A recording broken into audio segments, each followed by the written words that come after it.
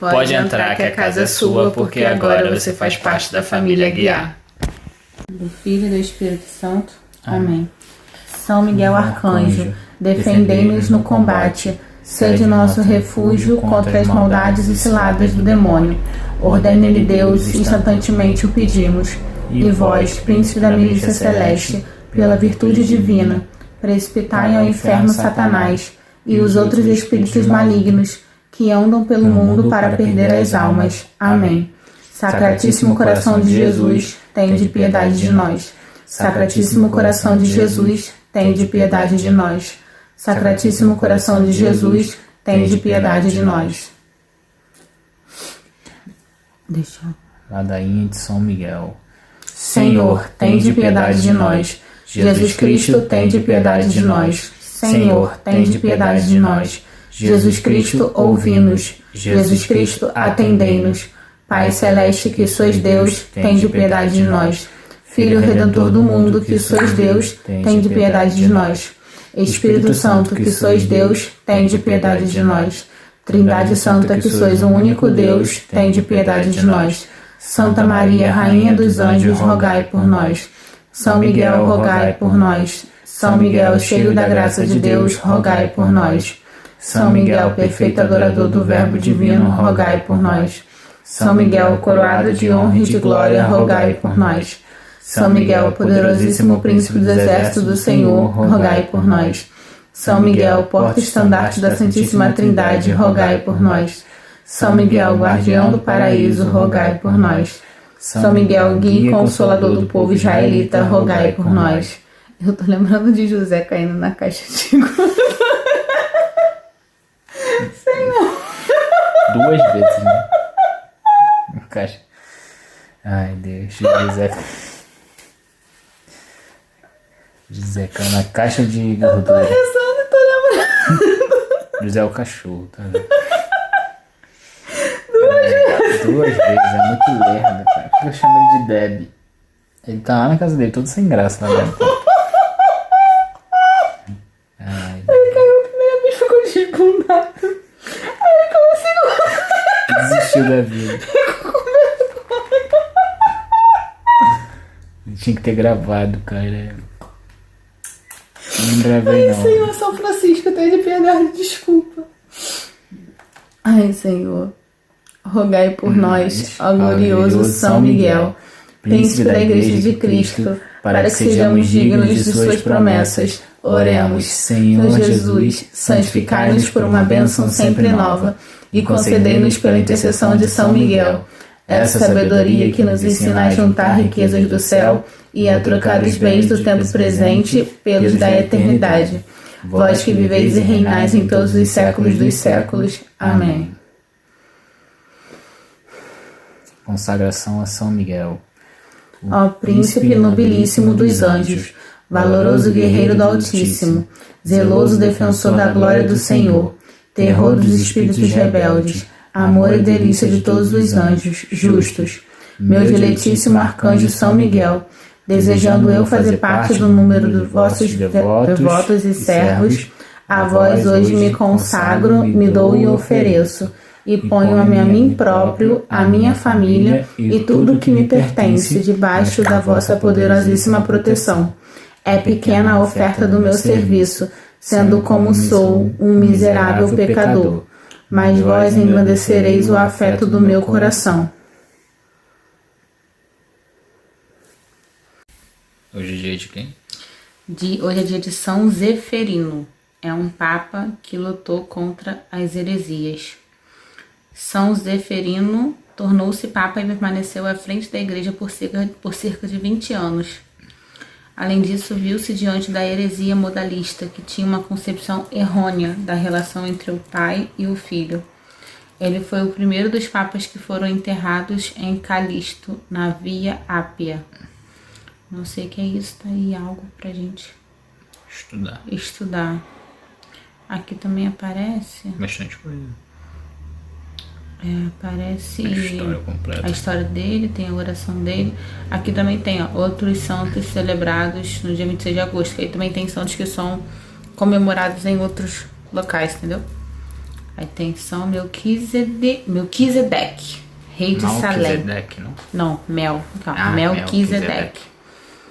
Rei de Salém, sacerdote do Deus Altíssimo que saudou Abraão. Maximiliano Marte. São Maximiliano. Em Salona, na Dalmácia, tem Santo Anastácio. São Vítor, Mauretânia, não sei nem de que é isso. Em Pérgamo, Santo Alexandre Marte. Gália, Santo Eleutério, Japão.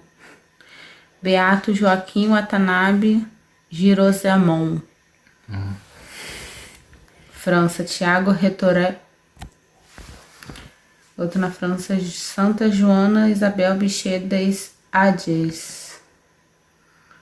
Tem bastante santo, hein? Tudo quanto é canto.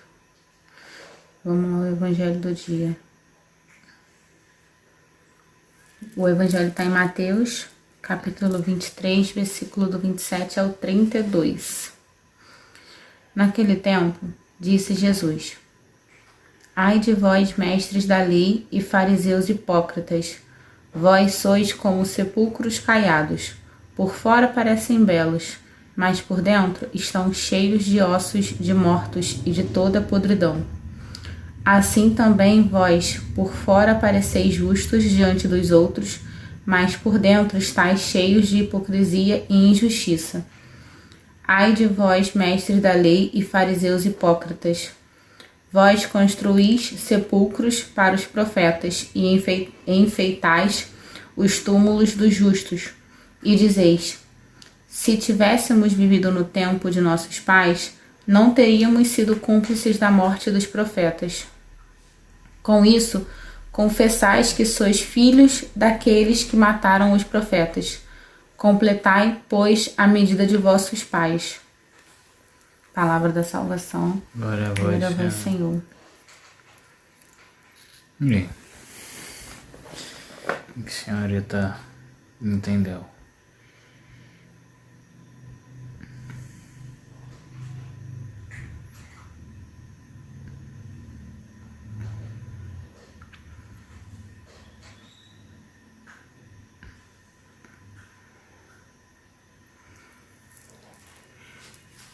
Aqui Jesus está... parece um pouco com o que a gente falou ontem, né? Foi ontem, não lembro. Parece bastante. Foi ontem. Assim, ontem. Tem o mesmo sentido do que a gente falou ontem, das pessoas que Jesus ali condenou como hipócrita, porque eram pessoas que se sentiam mestres da lei de Moisés, né?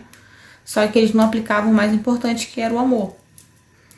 Então, eles pegavam ali, né, o Antigo Testamento, não adianta, basicamente, os antigos profetas, e queriam botar como lei aquela lei agressiva, né?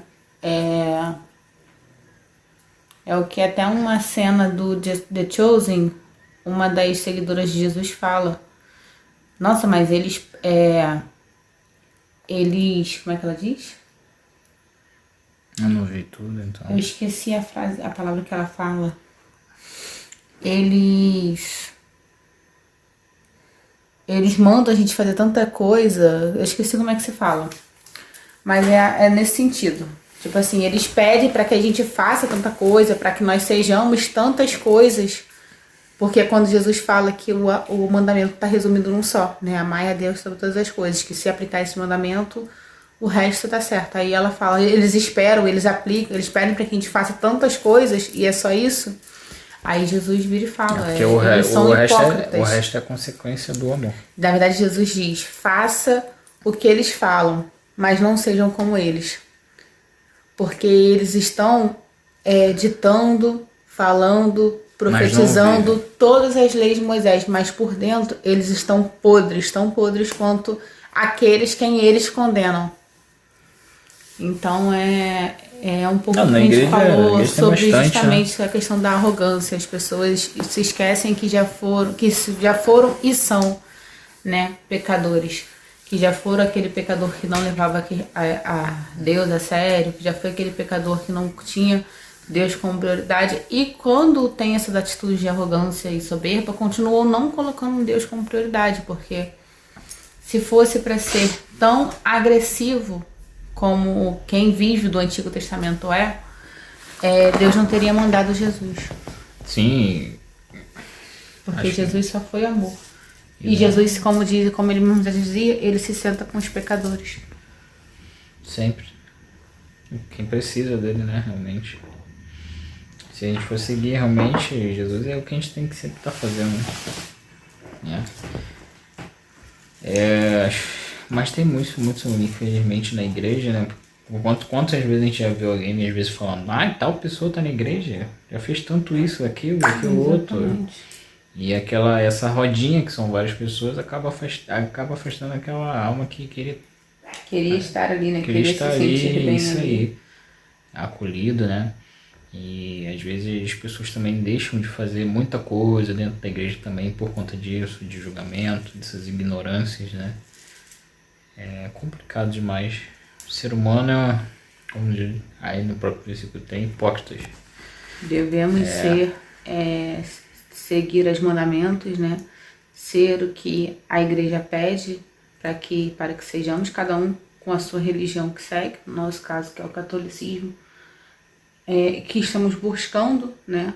Porque a gente se considerar católico, nós temos muito que correr atrás ainda, mas nós sabemos a lei do catolicismo e estamos buscando para poder nos acertar, para poder seguir a lei que a igreja pede. E é isso que a gente tem que fazer. Só que nós não podemos ser fariseus. Não podemos agir como fariseus. A gente não pode condenar ninguém, condenar nem julgar ninguém.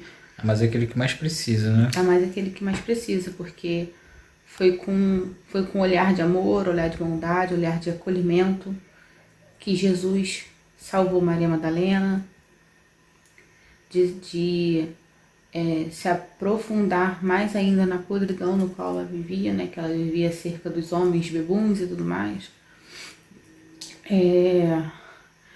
Salvou Mateus de talvez se tornar um cidadão romano, né? Porque eram os cidadãos romanos naquela época.